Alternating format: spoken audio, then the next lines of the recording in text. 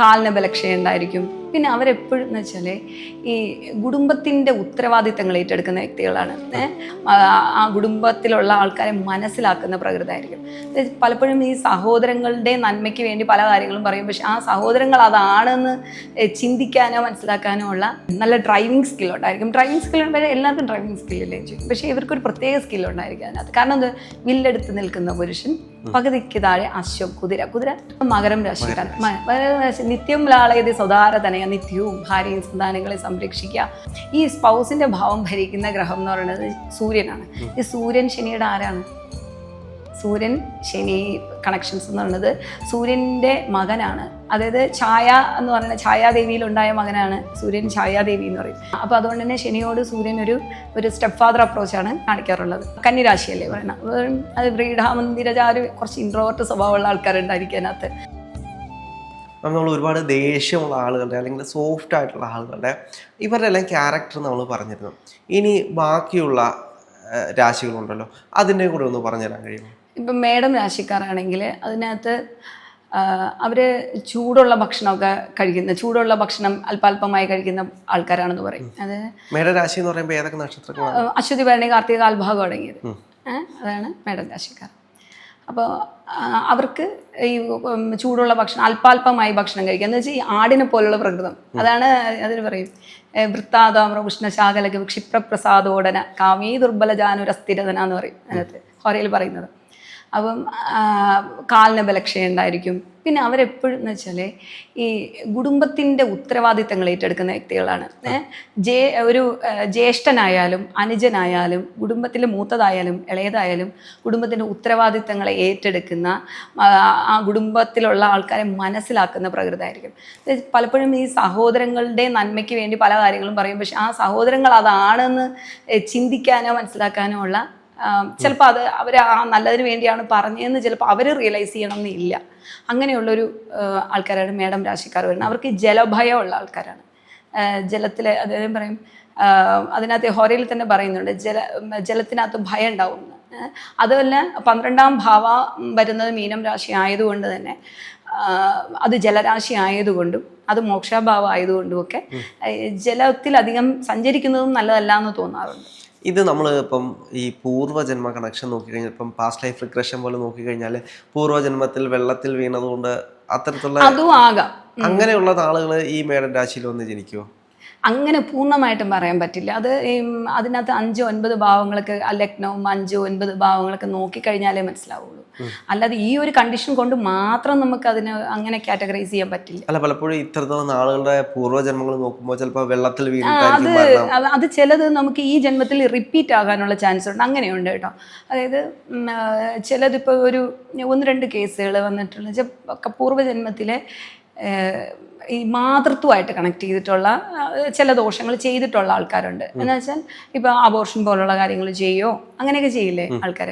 അപ്പോൾ അങ്ങനെ ആ കുഞ്ഞിനോട് ആ ഒരു സമയത്ത് നമ്മളെ ഏറ്റവും വാത്സല്യം കാണിക്കേണ്ട സമയത്ത് നമ്മൾ അതിനെ വേണ്ടാന്ന് മനഃപൂർവ്വം വയ്ക്കുന്ന ഒരു നിലപാടുണ്ടാവില്ലേ, അവർക്ക് അതൊരു പാസ്റ്റ് ബർത്ത് പ്രോബ്ലമാണ്. അതേ പ്രോബ്ലം ഈ ജന്മത്തിൽ അവർ റിപ്പീറ്റ് ചെയ്യാൻ ചാൻസ് കൂടുതലാണ്. ചില ആൾക്കാർ അങ്ങനെ റിപ്പീറ്റ് ആകാറുണ്ട്. അതിൽ 1-2 പേരെ എനിക്കറിയാം അങ്ങനെ റിപ്പീറ്റ് ആയത്. അതിൽ ഒരാൾ അതിനകത്ത് ബ്രേക്ക് ചെയ്യാൻ ശ്രമിച്ചു. ആ ബ്രേക്ക് ചെയ്യാൻ അത് ഹസ്ബൻഡിനായിരുന്നു ആ പ്രോബ്ലം ഉണ്ടായിരുന്നത്. വൈഫ് അതിനെ ബ്രേക്ക് ചെയ്യാനായിട്ട് ശ്രമിച്ചു. പക്ഷെ ആ വൈഫ് ആ ബ്രേക്ക് ചെയ്യാൻ ശ്രമിച്ച ആ 10 മാസവും ഒരു ഭയങ്കരമായി ബുദ്ധിമുട്ടുന്ന ഒരു സാഹചര്യമായിരുന്നു. അതിനെ ബ്രേക്ക് ചെയ്യാൻ ശ്രമിക്കുന്നതൊക്കെ ഭയങ്കര ബുദ്ധിമുട്ടാണ്. എന്തൊരു കണ്ടീഷനെ ബ്രേക്ക് ചെയ്യാൻ നോക്കുന്ന സമയം ഭയങ്കര തീഷ്ണമായിരിക്കും. അപ്പോൾ മേടം കഴിഞ്ഞ് കഴിഞ്ഞാൽ മേടം ഇനി പറയാത്ത രാശി എന്ന് പറയുമ്പോഴേക്കും കന്നിരാശിയല്ലേ പറയണം. അത് വ്രീഡാമന്ദിരചാര് കുറച്ച് ഇൻട്രോവേർട്ട് സ്വഭാവമുള്ള ആൾക്കാരുണ്ടായിരിക്കും അതിനകത്ത്. പക്ഷേ അതിനകത്ത് എല്ലാവരും അല്ല, ഒരു ഭൂരിഭാഗം ആൾക്കാർ അതിനകത്ത് ഇൻട്രോവേർട്ടും അതിനകത്ത് കുറച്ചൊരു മൈനോറിറ്റി വിഭാഗം ആംബിവേർട്ടും പിന്നെ കുറച്ച് അതിലും വളരെ ഇതായിട്ട് പിന്നെ എക്സ്ട്രോവേർട്ടുകൾ വരാൻ ചാൻസ് ഉള്ളൂ ഈ പറയുന്ന കന്നിരാശിക്കാരിൽ. പിന്നെ ആ രാശിക്കെന്ന് പറയുന്നത് അവർ കൂടുതൽ ബുക്കിഷ് നോളജ് ഉള്ള ആൾക്കാരാവാൻ ചാൻസ് ഉണ്ട്. എഴുത്ത്, പഠിത്തം, ഇങ്ങനെയുള്ള കാര്യങ്ങൾ. ബുധനല്ലേ രാശിയാധിപതി വരുന്നത്. അപ്പോൾ അതുകൊണ്ട് തന്നെ പഠിത്തത്തിനോടും എഴുത്തിനോടും ഭൂമി സംബന്ധമേ അതായത് ടീച്ചേഴ്സ് നല്ലതാണ് ആ രാശിയിൽ വരുന്നത്. അതുപോലെ എപ്പോഴും പഠിക്കാൻ താല്പര്യമുള്ള ആൾക്കാർ, അതുപോലെ പഞ്ചഭൂതാത്മകമായ വിഷയം ബുധൻ ഭൂമിയുടെ കാരകത്വം ഉണ്ടല്ലോ. അപ്പോൾ അതുകൊണ്ട് തന്നെ ബുധനെ സംബന്ധിച്ച് ചിന്തിക്കുമ്പോഴത്തേക്കും നമുക്ക് ആ രാശി ചിന്തിക്കുമ്പോഴത്തേക്കും ജിയോളജി ചിന്തിക്കാൻ പറ്റുന്ന രാശിയാണ്, ജിയോളജിസ്റ്റുകൾ ചിന്തിക്കാൻ പറ്റും. അപ്പോൾ അങ്ങനെയാണ് ആ കന്യരാശി പോകുന്നത്. പിന്നെ അവരുടെ പേഴ്സണാലിറ്റി ട്രേറ്റ്സ് പറയുമ്പോഴത്തേക്കും ഇതാണ്, കുറച്ചൊരു ഇൻട്രോവർട്ട് സ്വഭാവം ഉണ്ടാവാൻ ചാൻസ് കൂടുതലാണ്. പക്ഷേ അവർക്ക് ഈ റിട്ടേൺ കമ്മ്യൂണിക്കേഷനൊക്കെ നല്ലതാണ്.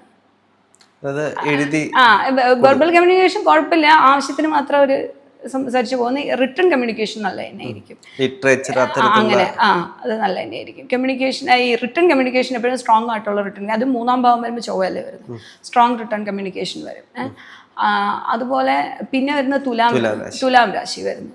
തുലാം രാശിക്കാരെ വരുമ്പോഴത്തേക്ക് അവർ കൂടുതൽ ഈ അതിനകത്ത് കൂടുതൽ ആസ്ട്രോളജേഴ്സൊക്കെ വരാൻ, റിസർച്ച് അനലിസ്റ്റുകൾ, മൈക്രോബയോളജിസ്റ്റുകൾ, അതുപോലെ judges, advocates, business related jobs ചെയ്യുന്ന ആൾക്കാർ, ഇങ്ങനെയൊക്കെയുള്ള കാറ്റഗറി വരാൻ ചാൻസ് ഭയങ്കര കൂടുതലാണ്. അതുപോലെ തന്നെ പിന്നെ വരുന്നത് സിവിൽ എഞ്ചിനീയേഴ്സ് വരാൻ സിവിൽ എഞ്ചിനീയേഴ്സ് മാത്രമല്ല, അത് ഈ പിന്നെ എന്താ പറയുക റിയൽ എസ്റ്റേറ്റുമായിട്ട് കണക്റ്റഡ് ആയിട്ടുള്ള ആൾക്കാർ വരാനൊക്കെ ചാൻസ് കൂടുതൽ. കാരണം എന്ന് വെച്ചാൽ അത് തുലാം രാശി എന്ന് പറഞ്ഞാൽ തുലാസല്ലേ സിമ്പിൾ വരുന്നത്. അപ്പം ആ തുലാസ് വരുമ്പോഴേക്കും പിന്നെ ബിസിനസിന്റെയും നീതിയുടെയും ന്യായത്തിന്റെയും രാശിയാണല്ലോ വരുന്നത്. അല്ലല്ല, ഞാൻ തുലാം രാശിയല്ല. ഞാൻ മീനൻ രാശിയാണ്. എൻ്റെ മീനൻ രാശിയുടെ പ്രൊഡിക്ഷൻസ് കേൾക്കുമ്പോൾ ഞാൻ ഒരിക്കലും മീനൻ രാശി അണ്ടർ എസ്റ്റിമേറ്റ് ചെയ്യാൻ സമ്മതിക്കാറില്ല. അപ്പോൾ ഓക്കെ, അപ്പോൾ ഇതിനകത്ത് തുലാം രാശി വരണം. അപ്പോൾ ഈ തുലാം രാശിക്കാരുടെ ഇതെന്ന് പറയുമ്പോഴേക്കെന്ന് വെച്ചാൽ ജഡ്ജസ്, അപ്പം ജഡ്ജസ്, അഡ്വക്കേറ്റ്സ് ഒക്കെ വരാം. അപ്പോൾ 2-ാം ഭാവം ചൊവ്വയായതുകൊണ്ട് 7-ാം ഭാവം ചൊവ്വയായി ഭരിക്കുന്നത് കൊണ്ടും, അതുപോലെ തന്നെ അതിനകത്ത് പറയും ഭാവിഭൂത വർത്തമാന കാലഘട്ടത്തെക്കുറിച്ച് ചിന്തിച്ച് ഊഹിച്ച് തീർച്ചപ്പെടുത്തുന്നതിൽ അതിയായ സാമർഥ്യമുള്ള ആൾക്കാരാണ് തുലാം രാശിക്കാർ എന്ന് പറയുന്നത്. എന്ന് വെച്ചാൽ ഭയങ്കര ചിന്താശേഷിയുള്ള ആൾക്കാരാണ്. അതുപോലെ തന്നെ അവർക്ക് ഏതെങ്കിലും ഒരു ഈ ലൈഫ് സ്റ്റൈൽ ഡിസീസസ് വരാതെ ശ്രദ്ധിക്കേണ്ട ആൾക്കാരുമാണ് തുലാം രാശിയും വൃശ്ചിക രാശിക്കാരും. അവർക്ക് അങ്ങനെ ഒരു ചെറിയ പ്രോബ്ലംസും ആ രാശിയിൽ ആരോഗ്യപരമായ ചില കാര്യങ്ങളും ഹോറയിൽ തന്നെ പറയുന്നുണ്ട്. പിന്നെ വരുന്ന വൃശ്ചികത്തെ പറ്റി പറഞ്ഞ ധനുരാശിയെ പറയും. ധനുരാശി വളരെ ക്രിയേറ്റീവ് ഇൻ്റലിജൻസ് ഉള്ള ആൾക്കാരാണ്. വില്ലെടുത്ത് നിൽക്കുന്ന പുരുഷൻ പകുതിക്ക് താഴെ അശ്വം കുതിര ആണ്. അപ്പം ആ രാശി വരുമ്പോഴത്തേക്കും മൾട്ടി ടാസ്കിങ് ചെയ്യാൻ കഴിവുള്ളവരാണ്. ഡ്യുവൽ പേഴ്സണാലിറ്റി ഉണ്ടായിരിക്കും. പിന്നെ നല്ല ഡ്രൈവിംഗ് സ്കിൽ ഉണ്ടായിരിക്കും. ഡ്രൈവിംഗ് സ്കിൽ വരെ എല്ലാവർക്കും ഡ്രൈവിംഗ് സ്കില്ലില്ലേയും ചെയ്യും. പക്ഷേ ഇവർക്കൊരു പ്രത്യേക സ്കിൽ ഉണ്ടായിരിക്കും അതിനകത്ത്. കാരണം എന്ത്, വില്ലെടുത്ത് നിൽക്കുന്ന പുരുഷൻ പകുതിക്ക് താഴെ അശ്വം കുതിര എന്താണ് പഴയ വാഹനമല്ലേ, അതുകൊണ്ട് തന്നെ. അതുപോലെ തന്നെ ക്രിയേറ്റീവ് ഇൻ്റലിജൻസ് ഉള്ള ഭയങ്കര കൺഫ്യൂസ്ഡ് മൈൻഡ് സെറ്റ് ഉള്ള ആൾക്കാരായിരിക്കും. അതുപോലെ തന്നെ കലാകാരന്മാർ ഒരുപാട് പേര് അതിനകത്തുണ്ടായിരിക്കും. അത് കാവ്യ നടനാലങ്കാരാദി ഗ്രന്ഥങ്ങളിൽ നിർമ്മിക്കുന്ന വ്യക്തിയായിരിക്കും എന്ന് പറയും. അപ്പം അവിടെ എഴുത്തുകാർ ഉണ്ടാവാം. പിന്നെ സിനിമയിലൊക്കെ തന്നെ ഒരുപാട് പേര് ധനുരാശിയിലുണ്ടായിരിക്കാൻ ചാൻസ് കൂടുതലാണ് എന്ന് പറയാൻ പറ്റും. പിന്നെ വരുന്ന കൺഫ്യൂസ്ഡ് മൈൻഡ് സെറ്റ്, ഭയങ്കര കൺഫ്യൂഷൻസ് ഉണ്ടായിരിക്കും. കൺക്ലൂഷനിലെത്തുമ്പോൾ വലിയ പാടായിരിക്കും. പിന്നെ ആ രാശിയിലുള്ളതെന്ന് വെച്ചാൽ ഈ സ്ത്രീകളാണെങ്കിൽ പിന്നെ അബോർഷനുള്ള ചാൻസ് ഉണ്ട്. 5-ാം ഭാവാധിപതിക്ക് 12-ാമത്തെ രാശിയാധിപത്യം ഉള്ളതുകൊണ്ട്. അല്ലല്ല, ധനുരാശിയുടെ കാര്യമാണ് പറഞ്ഞത്. 5-ാം ഭാവാധിപതി ചൊവ്വയല്ലേ, 12-ാമത്തെ രാശിയാധിപത്യം ഉള്ളതുകൊണ്ട് അബോർഷൻ പ്രഗ്നൻസി ടൈമിൽ കുറച്ച് ബുദ്ധിമുട്ടുകളൊക്കെ ഉണ്ടാവാൻ ചാൻസ് കൂടുതലാണ് ആ രാശിക്ക് വരുന്നത്. പിന്നെ വരുന്ന മകരം രാശിക്കാരൻ. മകരം രാശി നിത്യം ലാളയതി സ്വതാര തനയ, നിത്യവും ഭാര്യയും സന്താനങ്ങളെ സംരക്ഷിക്കുക, ബഹുമാനിക്കുക, പരിപാലിക്കുക, ഇങ്ങനെയുള്ളൊരു ഫാമിലിക്ക് കൂടുതൽ പ്രസക്തി കൊടുക്കുന്ന ആൾക്കാരാണ് മകരം രാശിക്കാർ വരുന്നത്. അവർ അതുപോലെ തന്നെ 5-ാമത്തെ രാശിയാധിപതിക്ക് കർമാധിപതി, ഒരു നല്ല കർമ്മം കൊണ്ടുപോകാനായിട്ട്. പക്ഷെ അവരുടെ ഒരു പോരായ്മ എന്ന് പറയുന്നത് ഫൈനാൻഷ്യൽ മാനേജ്മെൻറ്റ് സ്കിൽ അവർ ഡെവലപ്പ് ചെയ്ത് കൊണ്ടുവരണം എന്നുള്ളൊരു പോരായ്മയാണ് അവർക്ക് ഉള്ളത്. അപ്പോൾ അടുത്ത് വരുന്നത് കുംഭം രാശിക്കാർ വരും. കുംഭം രാശി അല്ലേ. കുംഭം രാശിക്കാരെന്ന് പറയുമ്പോൾ ആ രാശിക്കാർ യങ് ഏജിലൊന്നും ഈ അഫെയർ കാര്യങ്ങൾ, അത് ബ്രേക്കപ്പ്, അതിനൊക്കെയുള്ള ചാൻസ് കൂടിയ ആൾക്കാരാണ്. അതിനകത്ത് പരവനിതാർത്ഥഭാവ നിരതഹ ക്ഷയവൃദ്ധിയുതഹ എന്ന് പറയും. എല്ലാവരും അങ്ങനെ അല്ല കേട്ടോ, എന്നാൽ അതിന് കോമൺ ആയിട്ട് പറയുന്നത് അങ്ങനെയാണ്. അപ്പോൾ അങ്ങനെ ഉണ്ടായിരിക്കാം. അല്ലെങ്കിൽ ആ വിവാഹത്തിനെ വളരെ ശ്രദ്ധിച്ച് വിവാഹം കഴിക്കേണ്ടതാണെന്ന് പറയേണ്ടി വരും. കാരണം എന്ന് വെച്ചാൽ ഈ രാശിയാധിപതിയായ ഗ്രഹം എന്ന് പറഞ്ഞാൽ ശനിയാണല്ലോ. ഈ ശനിയുടെ 7-ാമത്തെ രാശിയാധിപതി, 7-ാം ഭാവമല്ല സ്പൗസിന്റെ ഭാവം. ഈ സ്പൗസിന്റെ ഭാവം ഭരിക്കുന്ന ഗ്രഹം എന്ന് പറയുന്നത് സൂര്യനാണ്. ഈ സൂര്യൻ ശനിയുടെ ആരാണ്? സൂര്യൻ ശനി കണക്ഷൻസ് എന്ന് പറയുന്നത് സൂര്യൻ്റെ മകനാണ് ശനി. പക്ഷേ ശനിയോട് സൂര്യൻ കാണിക്കുന്ന ഒരു സ്റ്റെപ്പ് ഫാദർ അപ്രോച്ചാണ് കാണിക്കുന്നത്. പരസ്പരം അംഗീകരിക്കാറില്ല. അതായത് ഛായ എന്ന് പറയുന്ന ഛായാദേവിയിലുണ്ടായ മകനാണ് സൂര്യൻ. ഛായാദേവി എന്ന് പറയും. എന്ന് വെച്ചാൽ ഒരു ഛായ നിഴലിൽ ഉണ്ടായ കുട്ടിയാണ് ശനി. അപ്പോൾ അതുകൊണ്ട് തന്നെ ശനിയോട് സൂര്യൻ ഒരു സ്റ്റെപ്പ് ഫാദർ അപ്രോച്ചാണ് കാണിക്കാറുള്ളത്. അതുകൊണ്ട് തന്നെ എന്താണ് ഈ ആ ഒരു കണക്ഷൻ എന്തിനാത് പറഞ്ഞതെന്ന് വെച്ചാൽ ആ രണ്ട് രാശികളുടെയും ഗ്രഹങ്ങൾ തമ്മിൽ ഒരു കണക്ഷൻ ഇല്ല, അല്ലെങ്കിൽ അതിനകത്തൊരു വിരോധമുള്ള ഗ്രഹമാണ് 7ാം ഭാവത്തിൽ സ്പൗസിൻ്റെ ഭാവത്തിൽ വന്നേക്കുന്നത് എന്ന് പറയാൻ വേണ്ടിയിട്ടാണ് ഇത് പറഞ്ഞത്. അപ്പോൾ അതുകൊണ്ട് തന്നെ വളരെ പൊരുത്ത ചിന്തയും കാര്യങ്ങളും വളരെ മനസ്സിന് ഇഷ്ടപ്പെടുന്ന ഒരാളിനെ കല്യാണം കഴിക്കുന്നതാണ് ഏറ്റവും ഉത്തമം എന്ന് പറയും. പിന്നെ ആ രാശിക്കാർക്കെന്ന് പറയുന്നത് 3ാം ഭാവാധിപതിയായ ഗ്രഹത്തിന് 11ാമത്തെ രാശിയാധിപത്യമുള്ള ആൾക്കാരാണ്. അപ്പം അവരുടേതായ ഒരു ബിസിനസ് സ്കില്ല് അവർക്ക്, അതായത് അതിനകത്ത് പറയും ക്ഷയവൃദ്ധി ഉദഹ എന്ന് വെച്ചാൽ ഫൈനാൻഷ്യൽ ഫ്ലക്ച്വേഷൻ ഉള്ള ആൾക്കാരാണ്. അപ്പോൾ അവരെന്ത് ചെയ്യേണ്ടത്? മൾട്ടി ടാസ്കിങ് ചെയ്യുന്നത് നല്ലതാണ്. ഒന്നിലധികമായ മാർഗങ്ങളിൽ ധനാഗമ മാർഗങ്ങൾ സ്വീകരിക്കുന്നത് നല്ലതാണ്. അപ്പം അവരുടെ ധനഭാവം നോക്കുമ്പോഴാണെങ്കിലോ, ധനഭാവം നോക്കുമ്പോൾ ഡ്യുവൽ രാശിയാണല്ലോ, മീനം രാശിയാണ്.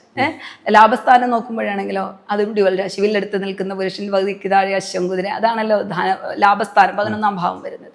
അപ്പോൾ അതുകൊണ്ട് തന്നെ അവർക്ക് ഒന്നിലധികമായ മാർഗങ്ങളിലൂടെ ധനം സമ്പാദിക്കാനും ധനം വരാനും അത് സമ്പാദ്യ പദ്ധതിയിലോട്ട് കൊണ്ടുപോകാനും നാളത്തേക്ക് വേണ്ടി കരുതി വെക്കാനും ഒക്കെ ഒന്നിലധികമായ മാർഗങ്ങളിലൂടെ കഴിയും. അപ്പോൾ ഒരു സിംഗിളായിട്ടുള്ള അങ്ങനെ ഒരു ഇൻകം സോഴ്സ് മാത്രമാണെങ്കിൽ ഒരു ബുദ്ധിമുട്ടി പോകാൻ ചാൻസ് ഭയങ്കര കൂടുതലാണ്. അതുകൊണ്ട് തന്നെ പല മാർഗങ്ങളിലൂടെയും ധനാഗമം ഉണ്ടാക്കേണ്ടതാണ് എന്ന് പറയാൻ പറ്റും.